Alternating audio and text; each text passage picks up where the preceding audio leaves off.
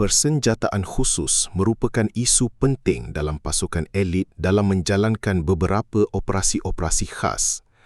Dalam menjaga lebih 50 pelantar minyak syarikat dengan aset yang paling berharga di perairan Malaysia, kelengkapan Paskal meliputi kemajuan dan kecanggihan peralatan khusus dalam inventori pasukan keselamatan.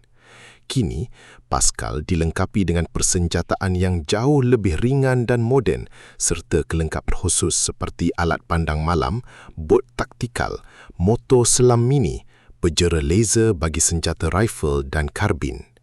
Demi mencipta kelainan daripada pasukan elit Malaysia yang lain, persenjataan MP5A5 buatan Heckler & Koch yang digunakan oleh Paskal ini telah digantikan dengan MP5A5 buatan Brugger & Tomet dari Switzerland. BNT MP5A5 direka khusus dengan penyaduran bahan khas supaya ia boleh digulirkan di kawasan perairan dalam tempoh yang amat ekstrim, seakan sama dengan MP5 Navy buatan Heckler & Koch